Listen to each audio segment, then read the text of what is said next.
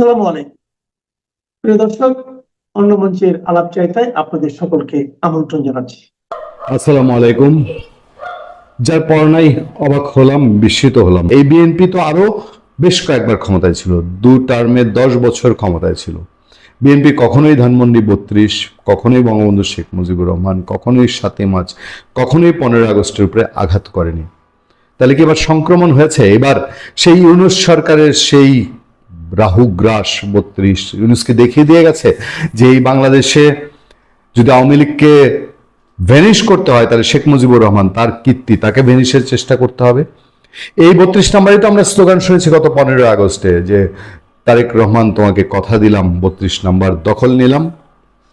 আজকে যেই ঘটনা ঘটে গেছে, এই ঘটনায় কি আমাদের মেনে নিতে হবে যে ইউনূস সরকার যেই পথ দেখিয়ে গেছে বিএনপি সরকারের সময় সেই পথেই চলতে থাকবে এবং আমরা এই ক্ষোভ, বিদ্বেষ, আক্রোশের রাজনীতি দেখবো? আমরা তো জানি যে 32 নম্বর কাদের বেশি অ্যালার্জি, 32 নম্বর কাদের জন্য ভয়ঙ্কর, কাদের জন্য 32 নম্বর বুক কাঁপানো শব্দ, 32 নম্বরের সেই নীরবতা, সেই শুনশান নীরবতা, ভাঙা বাড়ি পোড়া বাড়ির সেই নীরবতা কাদের কলিজায় কাঁপন ধরায়। আমরা তো জানি সেটার জন্য ইনকিলাব মঞ্চ, যুদ্ধাপরাধী, স্বাধীনতা বিরোধী, রাজাকার, আলবদর, এই শ্রেণী এবং যে মেটিকুলাস ডিজাইনে যেই স্বাধীনতা বিরোধী শক্তি 19 মাস দেশে রাজত্ব করেছে তাদের জন্য 32 নম্বর আতঙ্কের। বিএনপি তো এর আগের 10 বছর কখনো এই অ্যাটিটিউড করে নাই, কখনো বিএনপির সময় 32 নিয়ে কোনো আক্রোশ প্রকাশ করতে দেখা যায়নি। তাহলে এখন সেই স্লোগান যারা দিয়েছে, তারেক রহমান কথা দিলাম 32 নম্বর দখলে নিলাম, তাদের ভেতরে কি সেই ইনকিলাব মঞ্চ, সেই তৌহিদি জনতা, সেই স্বাধীনতা বিরোধী শক্তি তারা সংক্রমিত হয়েছে? খবরটা দেখছিলাম এবং আমি বিস্ময়ের পর বিস্মিত হচ্ছিলাম যে আজকের দিনে এসেও আবার একই খবর। ইউনূস আমলের মতন, ইউনূসকে আমরা যেই দিয়ে সমালোচনা করেছি, ইউনূসকে আমরা যা দিয়ে অভিযুক্ত করি, ইউনূসকে আমরা এখন অভিযুক্ত করি 32 নম্বর ভাঙার জন্য, ইউনূসকে দায় নিয়ে একদিন কাঠগড়ায় দাঁড়াতে হবেই, মরণোত্তর হলেও তাকে দাঁড়াতে হবে। আজকে সেই খবর আবার পড়তে হচ্ছে। 32 নম্বর, ধানমন্ডি 32 নম্বর এমন ধরনের নিরাপত্তা দিয়ে রাখে, এমন ধরনের আওয়ামী লীগ সময়ে সেই 32 নম্বরে সামনের রাস্তায় দিয়ে জনমানুষ চলাচল করতে দেওয়া হতো না। আমরা ধিক্কার জানিয়েছি, আমরা নিন্দা জানিয়েছি। একটা রাস্তা কেন একটা জাদুঘরের জন্য বন্ধ রাখতে হবে? সেই সময় তো গেলেই বুলডোজার দিয়ে চাইলে কেউ এটা ঘুরিয়ে দিতে পারতো না। এখন আবার আওয়ামী লীগ নাই, 32 নম্বর ঘুরিয়ে দেওয়া হয়েছে, জ্বালিয়ে ভেঙে পুরো চৌচির করে দেওয়া হয়েছে। এখন সেই বিশেষ বিশেষ দিবসে 15 আগস্টে, 7ই মার্চে 32 নম্বরের সামনে দিয়ে আমার সাধারণ মানুষ চলাচল করতে পারে না। পুলিশের ব্যাপক নিরাপত্তা বেষ্টনী থাকে। আপনি দুটা গালি দিতে চান, 32 নম্বরে একটা ইট ভাঙতে চান, ইট নিয়ে আসতে চান, আপনি 32 নম্বরে আবার গিয়ে দেওয়ার সলাই দিয়ে আগুন জ্বালিয়ে দিতে চান, আপনি 32 নম্বর আপনার জন্য উন্মুক্ত, আপনি যেতে পারবেন। আর 32 নম্বরে ফুল দিতে চাইলেই, শ্রদ্ধা জানাতে চাইলেই, একজন মৃত মানুষের প্রতি আপনার শ্রদ্ধা জানাতে চাইলে, তার জন্য দোয়া করতে গেলে 32 নম্বরে আপনারা ঢুকতে দেবেন। আমরা সোশ্যাল মিডিয়ায় দেখছি যে সোশ্যাল মিডিয়া বা ব্লগার, সাংবাদিক যারা, তারা 32-এ ঢোকার চেষ্টা করেছে, তাদেরকে পর্যন্ত ঢুকতে দেয়নি। আবার ওই যে বললাম, আপনি যদি এখন ঘোষণা দেন আমি 32 নম্বরে গিয়ে 2টা থুতু দিয়ে আসবো, 32 নম্বরে গিয়ে আমি শিশি করে আসবো, 32 নম্বরে গিয়ে আমি 2টা ইট নিয়ে আসবো, আপনার জন্য 32 নম্বর উন্মুক্ত, এরকম একটা পরিবেশ।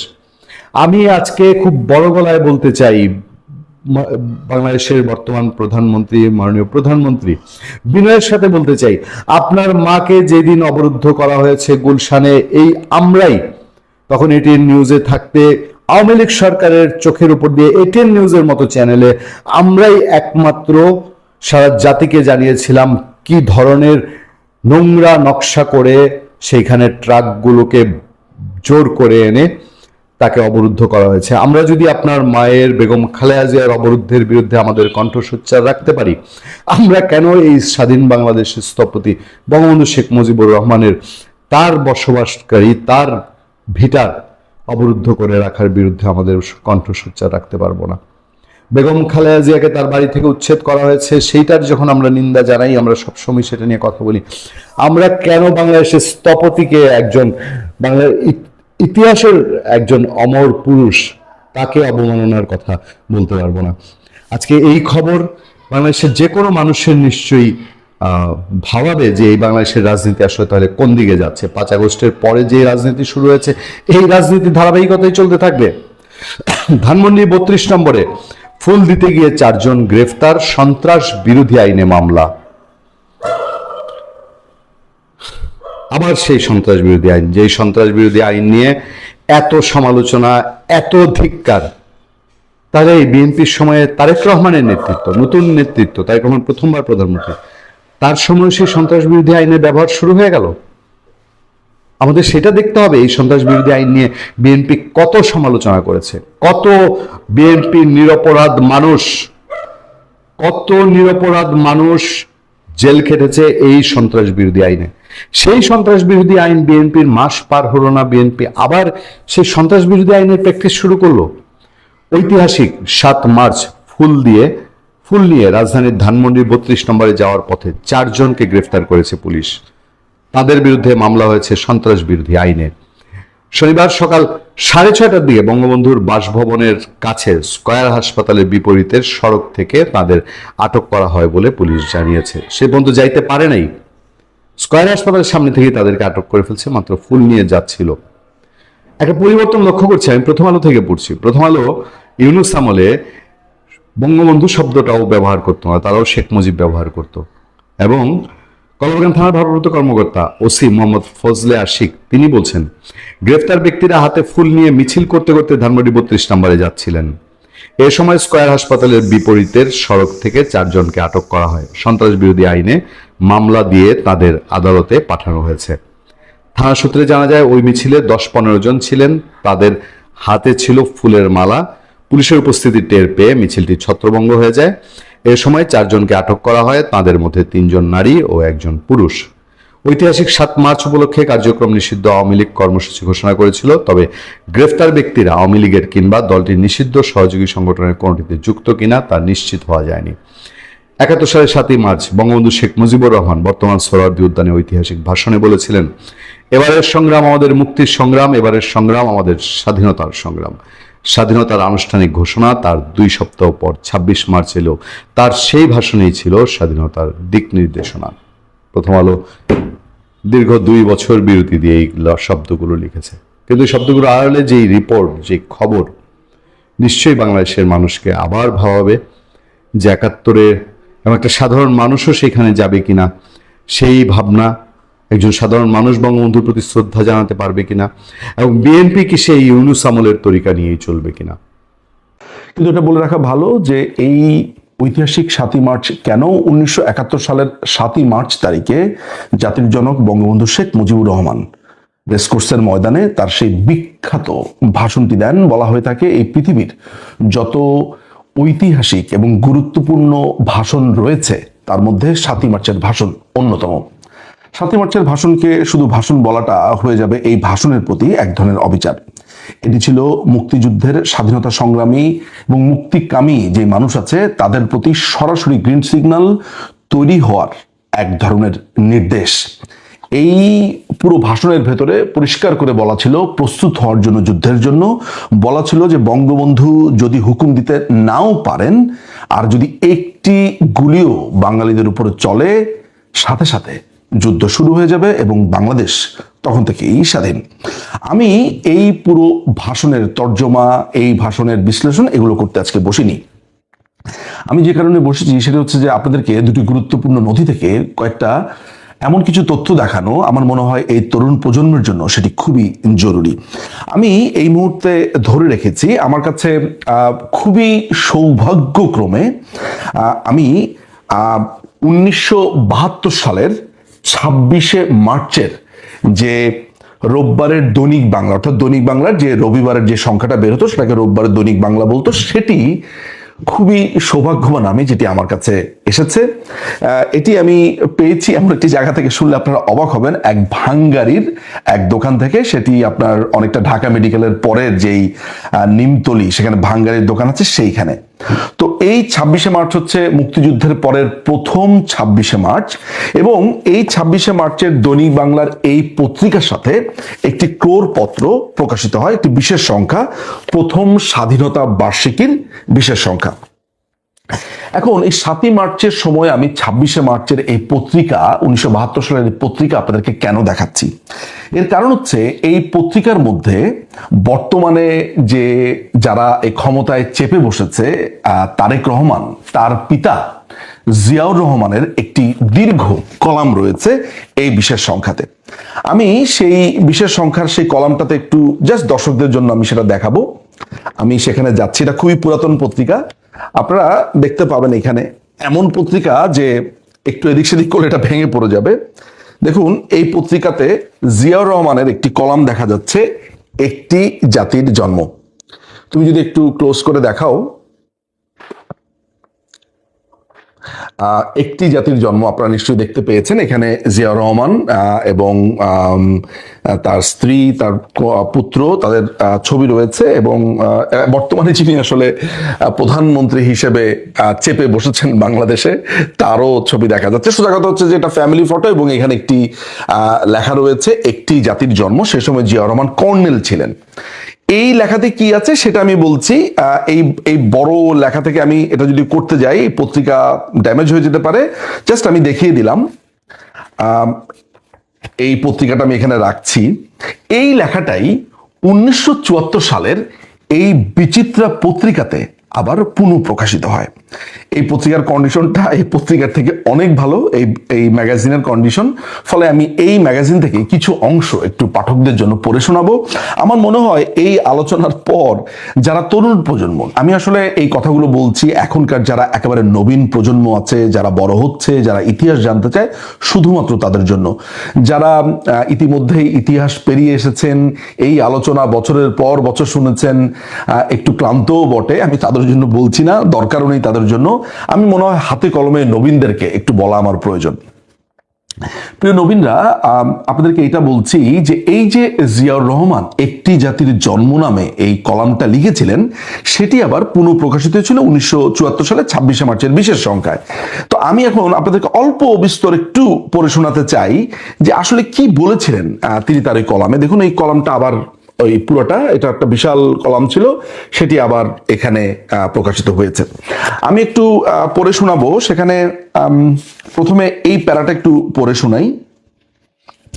7ই মার্চ রেসকোর্স ময়দানে জিয়াউর রহমান লিখছে, 7ই মার্চ রেসকোর্স ময়দানে বঙ্গবন্ধুর ঐতিহাসিক ঘোষণা আমাদের কাছে এক গ্রিন সিগন্যাল বলে মনে হলো।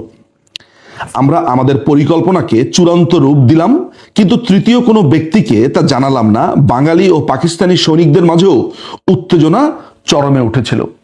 দেখুন, জিয়াউর রহমান পরিষ্কার করে তার কলামে লিখেছে 7ই মার্চের ভাষণ তাদের জন্য গ্রিন সিগন্যাল ছিল। গ্রিন সিগন্যাল কিসের জন্য ছিল? স্বাধীনতার জন্য প্রস্তুতির, স্বাধীনতার ঘোষণা। এখানে আরেকটা ভেরি ইন্টারেস্টিং একটা কনফেশন আছে বা লেখা আছে। ওই সময় তো আসলে জিয়াউর রহমান জানতেন না যে তাকে নিয়ে এই ধরনের ব্যবসা বাণিজ্য হবে, তাকে স্বাধীনতার ঘোষক বানিয়ে দেওয়া হবে। ফলে তিনি অকপটে লিখেছিলেন তিনি আসলে 25শে মার্চ দিবাগত রাত্রে এবং 26শে মার্চ কোথায় ছিলেন সেখানে উনি পরিষ্কার করে লিখেছেন। দেখুন এখানে কি লিখেছেন। তিনি বলেছেন, তারপর এলো সেই কালো রাত, 25শে ও 26শে মার্চের মধ্যবর্তী কালো রাত। তারপরে এলো সেই কালো রাত, 25শে ও 26শে মার্চের মধ্যবর্তী কালো রাত। রাত একটায় আমার কমান্ডিং অফিসার আমাকে নির্দেশ দিল নৌবাহিনীর ট্রাকে করে চট্টগ্রাম বন্দরে যে জেনারেল আনসারির কাছে রিপোর্ট করতে। আমার সাথে নৌবাহিনীর ব্যাকেটে পাকিস্তানি প্রহরী থাকবে, তাও জানানো হলো। আমি ইচ্ছা করলে আমার সাথে 3 জন লোক নিয়ে যেতে পারি, তবে আমার সাথে আমার এই ব্যাটালিয়নের একজন পাকিস্তানি অফিসার থাকবে। তাহলে আমাদের স্বাধীনতা দিবস আমরা পালন করি 26শে মার্চ।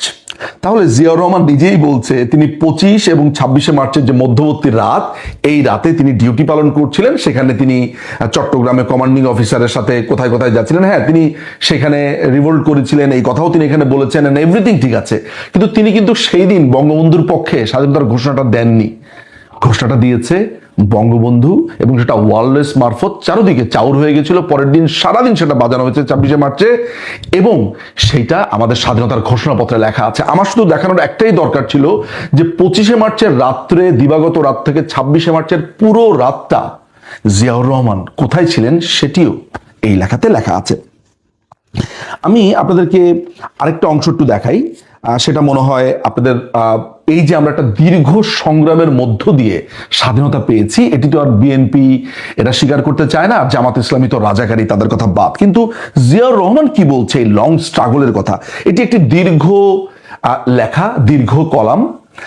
এটি আমি হয়তো বা পিডিএফ আকারে দিয়েও দিতে পারি আমার ভিডিওর সাথে, কিন্তু এই দীর্ঘ কলামের মধ্যে থেকে কিছু চুম্বক অংশ যেটা এই যুগের নবীনদের তরুণদের জানাটা জরুরি। তিনি বলছেন, পাকিস্তানি সেনাবাহিনীর তথা সামরিক যুদ্ধজীবীদের সাথেও মাঝে মাঝে আলোচনা হতো। তাদের পরিকল্পনা ছিল আরো কয়েক দশক কোটি কোটি জাগ্রত বাঙালিকে দাবিয়ে রাখার। কিন্তু আমি বিশ্বাস করলাম বাংলাদেশের জনগণ আর ঘুমিয়ে নেই। তথাকথিত আগরতলা ষড়যন্ত্র মামলার বিচারের পরিণতিই ছিল এর জ্বলন্ত প্রমাণ। বঙ্গবন্ধুকে যে মিথ্যা আগরতলা মামলাতে ফাঁসিয়েছিল এবং এই ফাঁসির কারণেই যে দাবানল ছড়িয়ে পড়েছিল, জিয়াউর রহমান তার এই কলামে সেটিও স্বীকার করেছেন। দেখুন, আমাদের জীবন অনেক সহজশীল ছিল, আমাদের ইতিহাস অনেক সহজ ছিল। আমাদের ইতিহাসের মতো সহজ ইতিহাস, আমাদের ইতিহাসের মতো একটা স্ট্রেট কাট ইতিহাস এই পৃথিবীর অন্যান্য দেশে অত্যন্ত বিরল। কিন্তু এটিকে কিছু বাংলাদেশিরা মিথ্যে কথা বলে ষড়যন্ত্রের মাধ্যমে খামাখাই এটাকে অত্যন্ত জটিল করে তুলেছে। দেখুন, আমাদের কাছে সমস্ত কিছু আছে, আপনার কাছে দুনিয়ার মানুষের বয়ান শুনতে হবে না।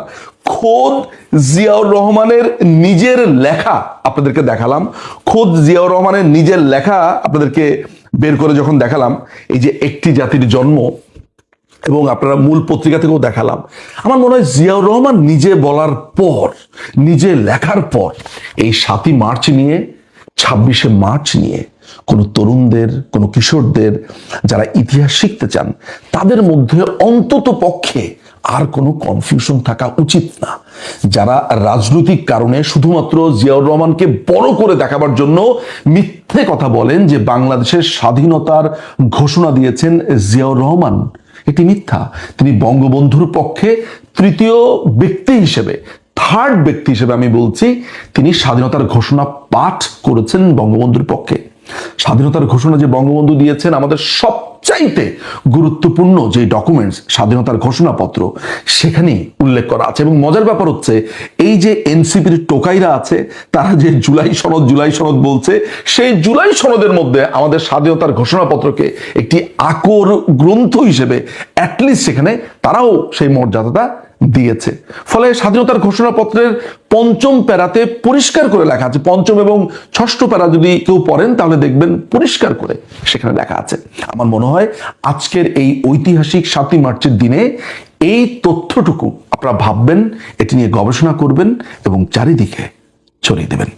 গণসূর্যের মঞ্চ কাঁপিয়ে বাংলাদেশের স্বাধীনতার অমর কবিতা শুনিয়েছিলেন জাতির জনক বঙ্গবন্ধু শেখ মুজিবুর রহমান। 1971-এর 7ই মার্চের পরন্ত বিকেলের অপ্রতিরোধ্য বজ্রকণ্ঠ দ্রোহের আগুন জ্বালিয়েছিল 56,000 বর্গমাইল জুড়ে। বঙ্গবন্ধু বলেছিলেন, এবারের সংগ্রাম আমাদের মুক্তির সংগ্রাম, এবারের সংগ্রাম স্বাধীনতার সংগ্রাম। কবি নির্মলেন্দু গুণের ভাষায় সেই থেকে স্বাধীনতার শব্দটি আমাদের। শুধু দেশেই নয়, বঙ্গবন্ধু সেই অমর কবিতার পংক্তি থেকে স্বাধীন বাংলাদেশের বার্তা শুনেছিল গোটা বিশ্ব। লন্ডন ভিত্তিক টাইম ম্যাগাজিনের বৈদেশিক সংবাদদাতা ড্যান কোগিন 71-এর 15ই মার্চ এক নিবন্ধে লিখেছিলেন, সমঝোতার আর কোনো আশা নেই, অখণ্ড পাকিস্তানের মৃত্যু ঘটতে যাচ্ছে। পাকিস্তানের সামরিক জান্তার ভিত কাঁপিয়ে দিয়েছিল বঙ্গবন্ধুর ঐতিহাসিক এই ভাষণ। সরাসরি সম্প্রচারের উপর দেওয়া হয়েছিল নিষেধাজ্ঞা, তবে পাকিস্তান রেডিওর ঢাকা কেন্দ্রের বাঙালি কর্মীদের অপ্রতিরোধ্য সাহসের কাছে নতি স্বীকার করতে হয় ইয়াহিয়া সরকারকে। গভীর রাতে বঙ্গবন্ধুর পূর্ণ ভাষণ সম্প্রচারের অনুমতি নিতে বাধ্য হয় সামরিক কর্তৃপক্ষ। এরপর মুক্তিযুদ্ধের পুরোটা সময় পূর্ব পাকিস্তানে নিষিদ্ধ ছিল এই ভাষণ, তবে 9 মাসের পুরোটা সময় তা বেজেছে মুক্তিকামী বাঙালির হৃদয়ে।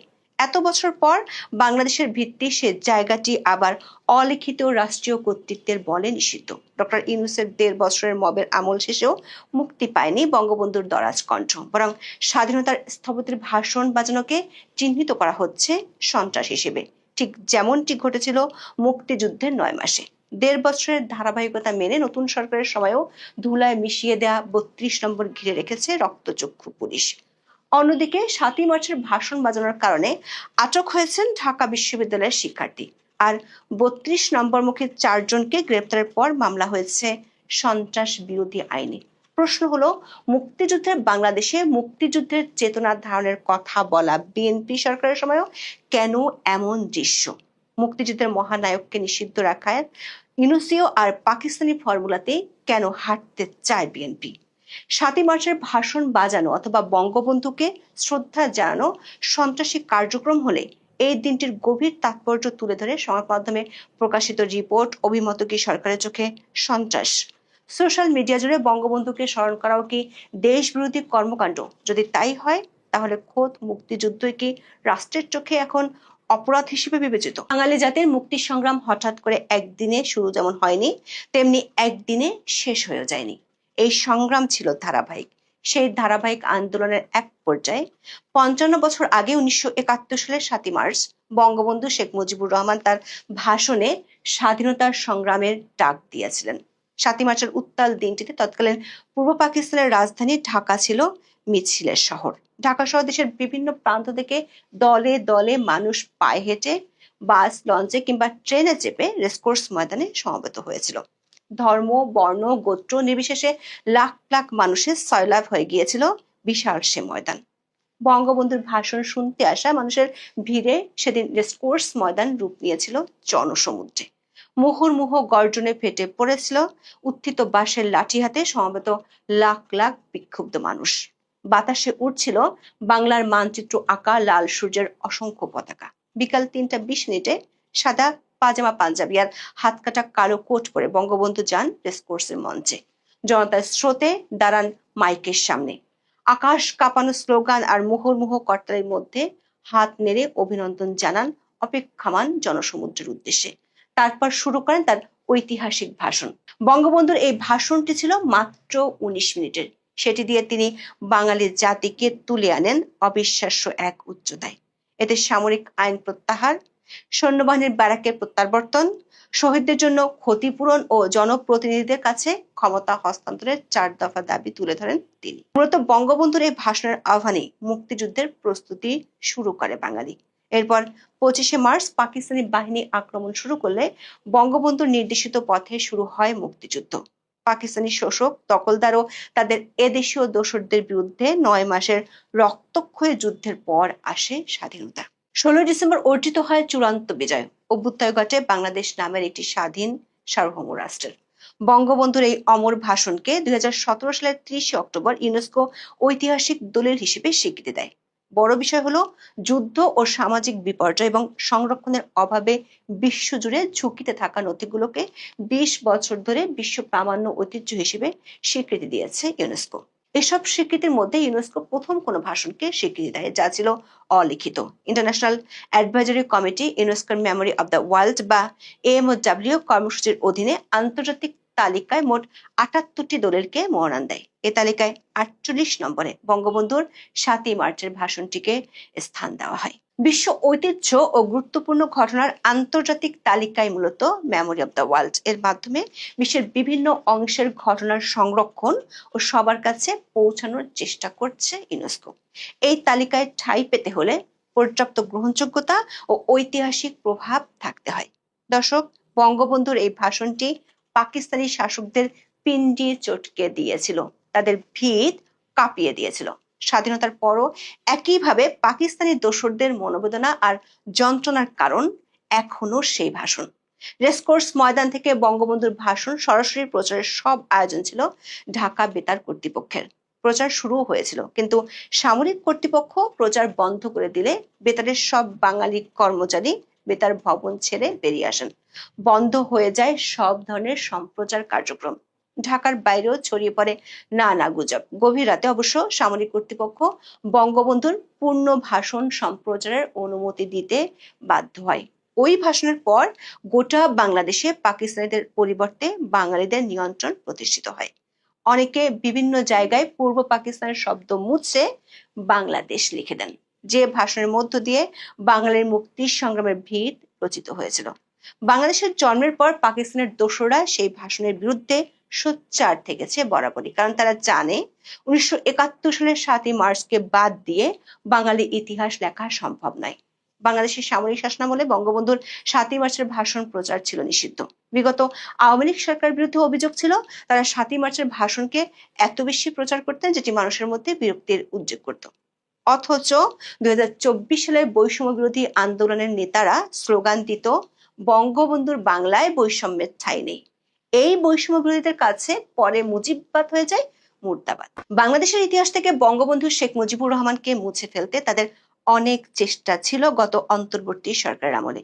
অধ্যাপক ইউনূসের প্রশাসনও তাদের নিয়োগকর্তাদের খুশি করতে একই কাজ করে গেছে। অধ্যাপক ইউনূসের আমলে রাষ্ট্রীয় দিবস থেকে বাদ দেওয়া হয় ৭ই মার্চকে।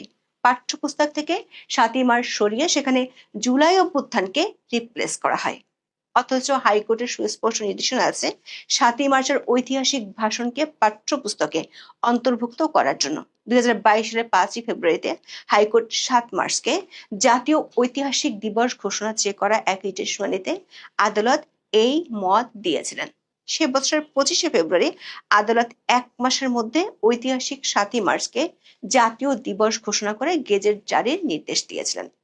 অধ্যাপক ইউনূসের সরকার ক্ষমতায় এসেই বঙ্গবন্ধুর নিশানা মুছে দেওয়ার পদক্ষেপ হিসেবে এসব কিছু বাদ দেয়। তারপর রাষ্ট্রীয় পৃষ্ঠপোষকতায় মুক্তিযোদ্ধা আর মুক্তিযুদ্ধের ইতিহাসের বিরুদ্ধে শুরু হয় ইউনুসীয় মব সন্ত্রাস। মুক্তিযুদ্ধের ইতিহাস বিজড়িত ৩২ নম্বরের বাড়িটি গুড়িয়ে দেওয়া হয়। বঙ্গবন্ধু আর বাংলাদেশের স্বাধীনতার ইতিহাসের বিরুদ্ধে অধ্যাপক ইউনূসের আমলে রাষ্ট্রীয় সন্ত্রাস এতটা বেড়েছিল যে মূলধারার সংবাদপত্রের পাতা কিংবা টিভি নিউজের পর্দা থেকে এসব দিবস বেমালুম হারিয়ে যায়। গত বছর দৈনিক প্রথম আলোর প্রথম ও শেষ পাতায় ৭ই মার্চ বলে কিছুই ছিল না। ইসলামী বিশ্ববিদ্যালয় বঙ্গবন্ধুর নামে থাকা হলের নাম পরিবর্তন করে ইতিহাসের ঘৃণিত রাজাকার শাহ আজিজুরের নামে নামকরণের ঘটনাও ঘটেছে। তবে ইতিহাস সাক্ষী দেয় যতবার এদেশ থেকে বঙ্গবন্ধু ও স্বাধীনতা যুদ্ধের প্রকৃত ইতিহাসকে মুছে ফেলার চেষ্টা করা হয়েছে, বিকৃত করার চেষ্টা করা হয়েছে, তিনবার একটি ভাঙা পোড়া